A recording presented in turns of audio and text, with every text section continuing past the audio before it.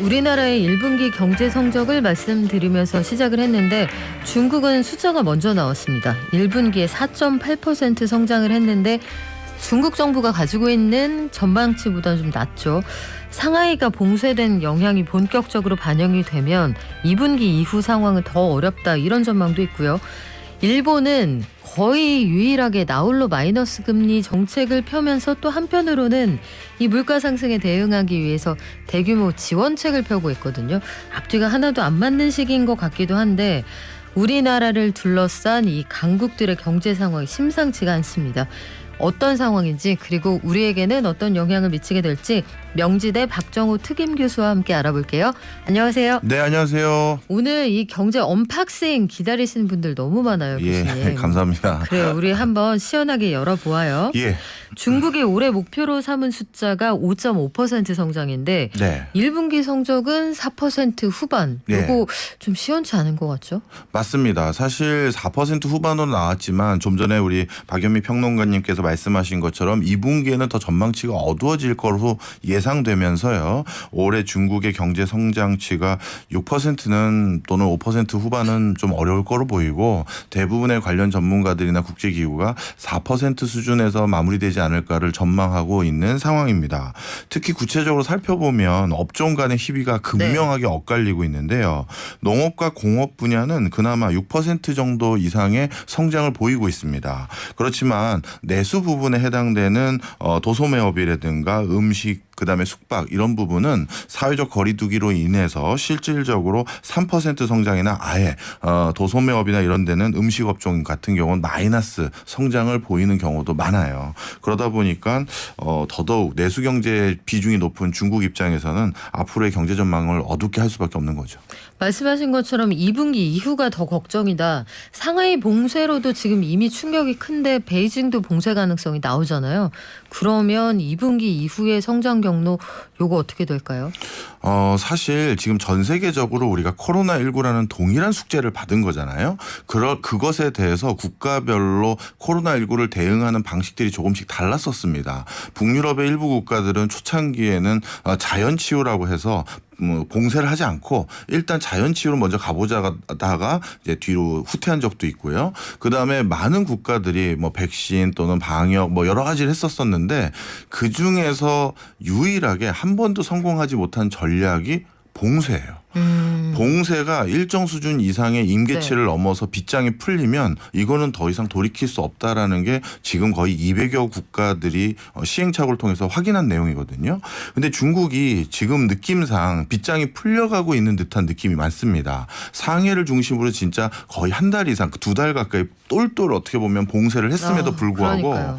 동북 삼성을 비롯해서 상시성 그다음에 중국의 수도인 북경까지 이렇게 계속해서 확진자가 늘어나고 있는 추세를 봤었을 때 중국도 결국 그렇다면 우리나라 몇 달 전부터 정말 하루 1일 확진자 수가 어마어마했었잖아요. 최대 60만 위로 올라갔으니까요. 네. 바로 그 경로로 가려고 하는 것인가? 그렇다면 그 과정에서 중국이 홍역을 치르는 기간은 1년 이상이 걸릴 거다라고 전망하는 전문가도 많죠.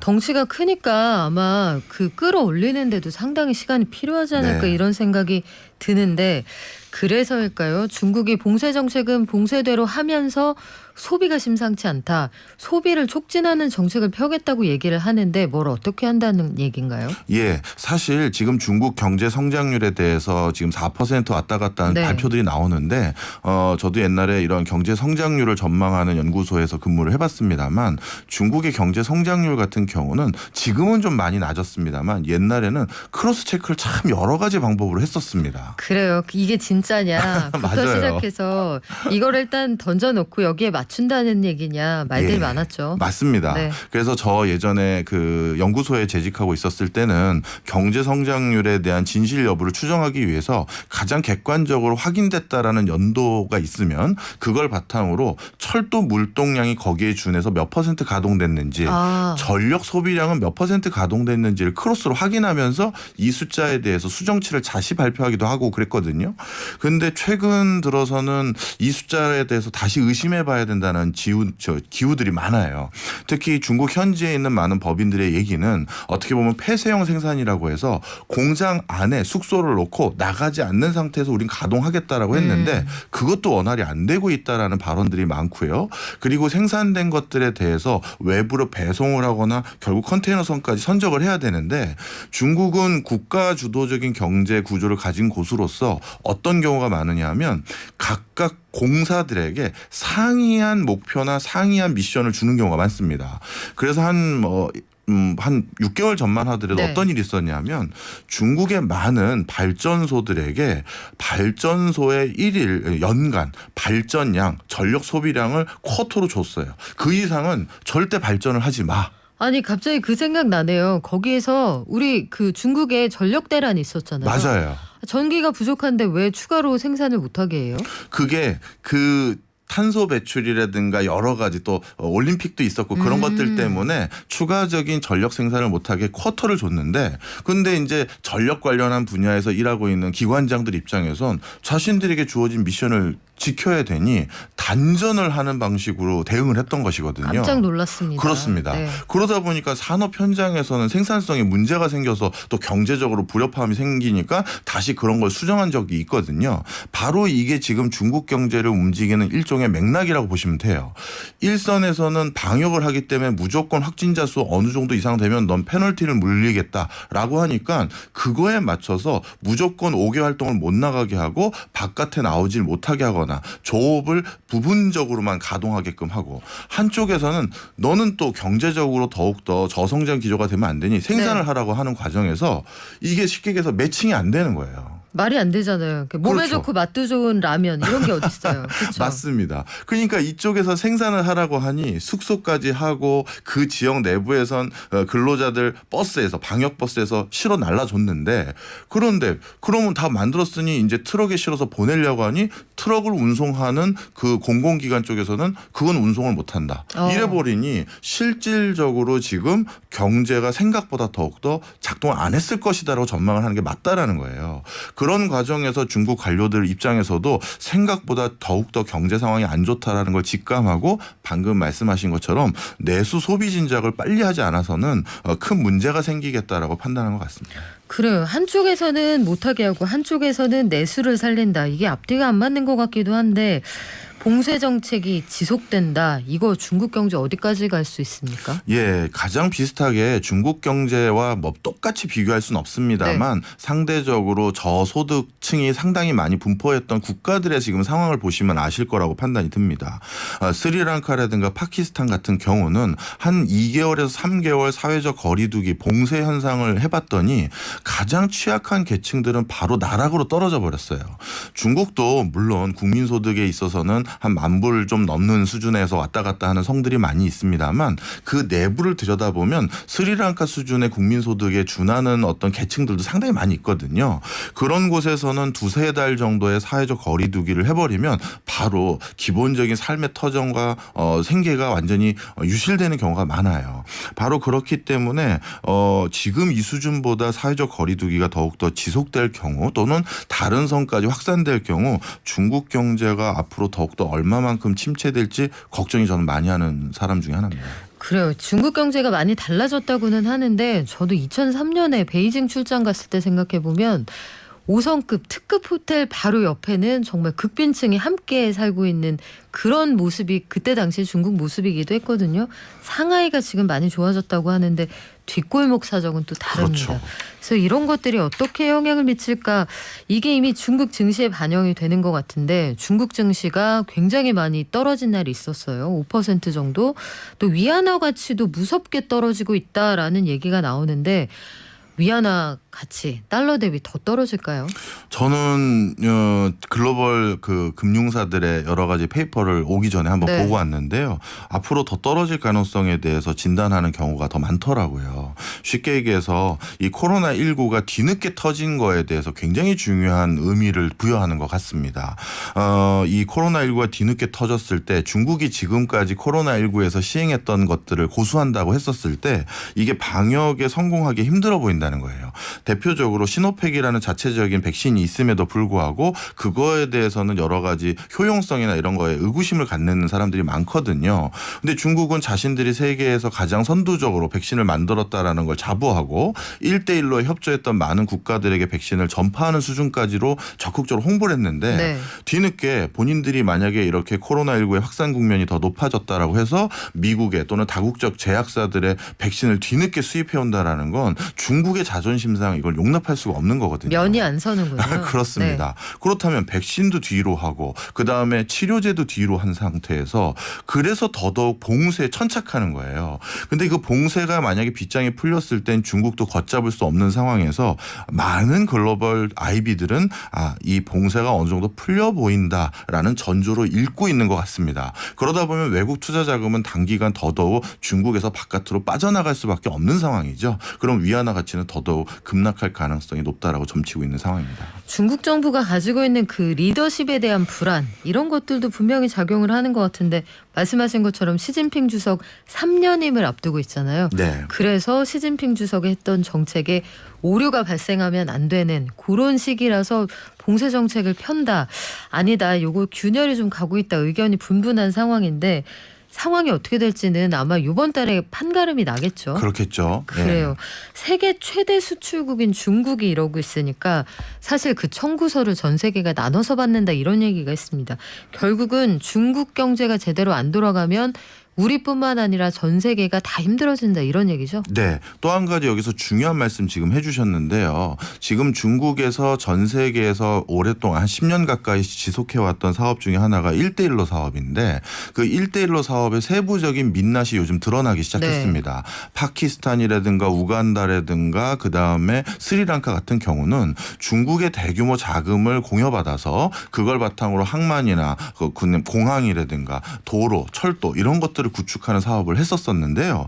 갑자기 경제가 이렇게 쇠락하다 보니까 이런 인프라 시설이 원활하게 가동이 안 되는 거예요. 그런데 이렇게 자금을 빌리거나 일부는 공여해 준 것도 있습니다만 네. 이런 것들이 제대로 가동이 안 되니 적자로 돌아섰고 근데 이 적자로 돌아섰을 때 어떻게 그럼 이걸 채무를 탕감하거나 대응하기로 계약이 돼 있는지 이제 봤더니 알고 봤더니 경영권을 중국이 가져가는 형태로 다 계약서가 이면 형태로 써져 있던 겁니다. 그러니까요. 지금 이거 다 뺏긴다 이런 얘기가 나오더라고요. 그렇습니다. 그래서 지금 많은 중국의 수출품들을 받아서 썼던 개도국들 같은 경우는 거의 대부분의 국가들이 반중 감정이 높아지고 있어요. 스리랑카 같은 경우도 우리에게 맞지 않은 수준의 대규모 항만 시설을 건축한다고 해서 중국에서 돈 빌려서 이걸 했는데 오히려 그 빚만 떠안았고 그리고 났더니 결국 이 항만 시설을 99년 중국이 운영하는 걸로 귀결돼 버리는 상황이 됐고 우간다의 국제공항 같은 경우도 결국 적자에 허덕이다 보니까 그 우간다 국제공항의 경영권을 또 중국의 국영 공항 관리하는 어떤 공사에서 넘어가는 형태로 다 드러났거든요. 이런 경우는 어떻게 되냐면 결국 전 세계에서 중국의 수출품을 사줬던 소비시장에서 네. 반중 감정이 높아지니 중국산 제품에 대한 선호도도 당연히 떨어질 수밖에 없을 거라는 거죠. 장사하기 어려워지겠네요. 맞습니다. 네. 그래서 최근 중국 경제를 더 어렵게 진단하고 외국 투자 자금이 중국을 자꾸 떠나는 이유 중에 하나가 또 여기 있는 거죠. 그렇군요. 이게 참 복잡한 그 밑단의 그 정책적인 오류 이런 것들이 얽혀 있다는 얘기인데 그러면 중국 당국에서 지금 정치적으로 걸려 있는 게 많단 말이죠. 일단 시진핑 주석이 3년임을 하려면 정책 무오류성을 강조해야 되고 그러려면 인민이 등 따스고 배불러야 할 텐데 재정 상황을 고려해서라도 돈을 확 풀어서 경기 부양한다 이런 정책으로 선회할 가능성은 없습니까? 네, 지금 이렇게 봉쇄 수위가 점점 높아지고 확산되는 수준에서는 어쩔 수 없이 할 수 있는 정책이라고는 보조금 등 즉 우리로 따지면 옛날 재난지원금이라고 네. 할 수 있겠죠. 그런 걸 통해서 인민들이 여러 가지 어려움들을 달랠 수밖에 없는 상황이다 이렇게 볼 수가 있고요. 그 다음에 기초적인 생필품들, 그 구급약이라든가 그 다음에 여러 가지 기본적인 먹거리죠. 이런 것들을 방역에 동참하고 있는 인민들에게 제공하기 위한 또 자금도 뿌릴 수밖에 없기 때문에 경기 부양책은 계속 나올 것으로 점쳐지고 있습니다. 자, 중국의 상황은 그렇고요. 가까운 일본으로 가볼까요? 네. 일본은 저는 참 희한하다 싶은 게 일본만 지금 기준금리가 마이너스 0.1%? 네. 전 세계 거의 유일한 선진국 가운데 마이너스 금리를 보이고 있는데 이렇게 할 수 있는 자신감, 이렇게 하는 이유 어디에 있습니까? 네, 전 세계에서 유일하게 일본만 물가가 안 오르고 있었기 때문입니다. 왜 그래요? 일본이 그만큼 물가가 안 오른다는 건 정말 경기가 그만큼 안 좋다라는 걸 반증하는 거예요. 수요가 없다는 얘기군요. 그렇습니다. 바로 일본에 지금 얼마만큼 수요가 없다라는 게 모든 국가가 초고 물가에 허덕이고 있는 상황에서 혼자만 물가가 안 오르거든요. 그래서 경기를 부양한다라는 기존의 정책 기조를 유지하기 위해서 마이너스 실질 금리를 유지해 왔던 것인데요.